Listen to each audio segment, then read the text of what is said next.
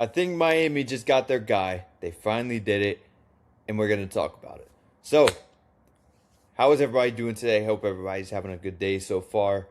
And if you're a Miami fan, I'm pretty sure your day got a lot better earlier. And you're looking into a national championship this next week. So, it's got to be a good time to be a Miami fan. So, quarterback from Duke, Darian Mensah, enters the transfer portal hours before the deadline today. So Miami was in a bit of a quarterback situation, I would say.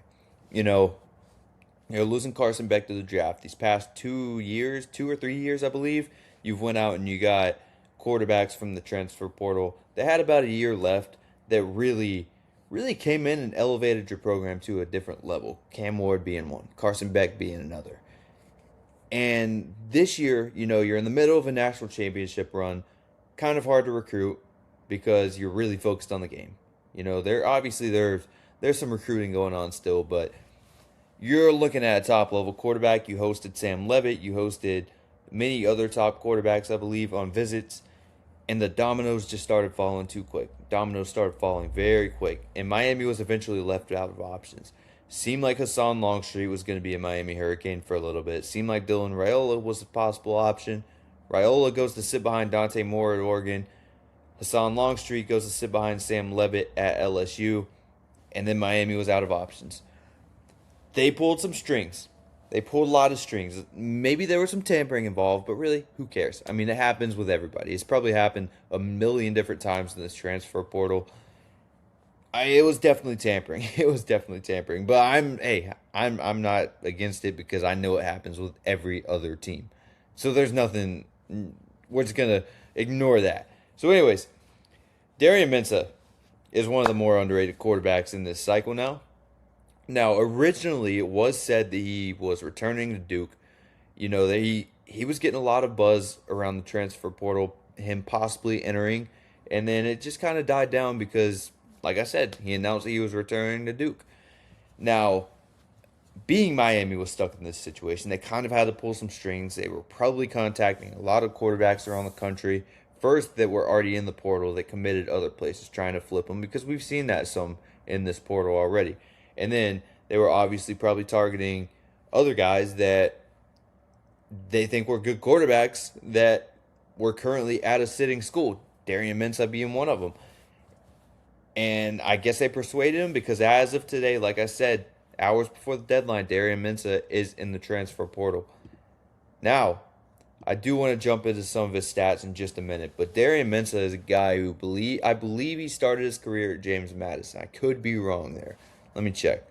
I believe he started at Tulane. I'm sorry. I don't know what I was thinking. He started his career at Tulane, ended up at Duke, and he was really one of the standout quarterbacks in the entire country that really didn't get the attention that he quite deserved, I would say, because he played for Duke, I guess. But this kid was a monster last year. Second in the country in passing yards, 3,973 passing yards, 34 touchdowns through the air, 6 interceptions, 76.6 QBR. Now, when I was mentioning these guys that Miami has went and got out at the quarterback position these last few years in the transfer portal, like I said, you're looking at guys like Cam Ward and Carson Beck, who look better at Miami than they previously did. And they came into Miami, they upped their draft stock. Look at Cam Ward. Cam Ward went number 1 overall. Look at Carson Beck. Yeah, he was getting hyped up as a first round pick at Georgia. Kind of tanked. Kind of tanked after last year. You brought him into Miami. Looked pretty good. Like he's been solid so far. Like I would say he's going to be a day 2 pick next year instead of being a day 3 pick like he probably would have been at Georgia. So yeah, Darian Mensah is a guy who his ceiling is incredibly high.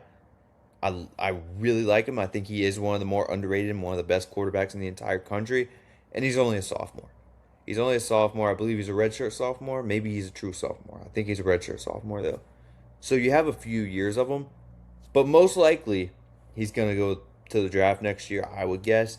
And I think he's going to be a top pick. When you're listening to quarterback talk for next year's draft, you don't really hear Darian Mensah's name being brought up like I think it should be. You're mainly hearing Sam Levitt. You're mainly hearing guys like Julian Sayin and some others. Darian Mensah is up there, and I think Darian Mensah has what it takes to go number one, especially when you are going to be in a Miami offense with Mark Fletcher with a very incredible, reliable run game.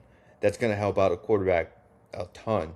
Then you're going to have a guy like Malachi Tony, who is probably going to be the most dynamic receiver you've ever played with, probably the best receiver you've ever played with. Now, like I said, I think Darian Mensah has the ceiling to possibly go number one next year. If not, he's going to be one of the top quarterbacks in the country next year. And I expect him to look better at Miami than what he did at Duke. And I thought he was phenomenal at Duke. Miami, I think you just got an absolute grand slam right here. I think it's crazy that you went out and actually made this happen. I give Miami all the props for that. Round of applause for that. Because I think when they were stuck in a situation, they really made the most out of it. You went out and you got one of the better quarterbacks in the entire portal. So when he did enter the portal, he was a number 4 ranked quarterback. And no, number 4 ranked player, I believe. I can't remember, one of the two. He was either number 4 ranked quarterback or player. Maybe, I don't know. But anyways, yeah, I think you got an absolute dude here. You got an absolute dog. In Miami, you just fix your quarterback problems. And that is assuming that he does go to Miami, because he does have a crystal ball for Miami. Miami's obviously the lead team. It seems like that's the reason he entered the transfer portal, because he saw the opportunity to go to Miami. I've heard of some NIL packages that are pretty insane. But yeah, I think you got out there and you absolutely killed it. Great job to Mario Cristobal and staff, Shannon Dawson and everybody. I think this is a phenomenal get. Now, Miami fans, let me know what you think in the comments, because, like I said, I'm a huge fan of this, and I think he's gonna have. I mean, his breakout year was last year, but he's gonna be incredible. He's gonna be absolutely incredible, and I think you guys are gonna absolutely love him. So yeah, I greatly appreciate you guys, Miami fans. You showed me a good amount of support on the last video, so I greatly appreciate you guys, and a lot more Miami content coming. So if you did enjoy this, I know I rambled a lot, but if you did enjoy this, I greatly appreciate if you considered subscribing to the channel. Like I said, going to be a lot of Miami content, especially as we do hear more in the transfer portal, because I think Miami's going to be very active after this game Monday. And yeah, a lot to look forward to with the national championship as well. So that'll do it for this one. I greatly appreciate you guys. Let me know in the comments your feedback on this. Let me know what you think of this, or if there was anybody else out there at a sitting team that you would have rather went out and got. So yeah, that's it for this one. I'll catch you guys on the next one. Peace.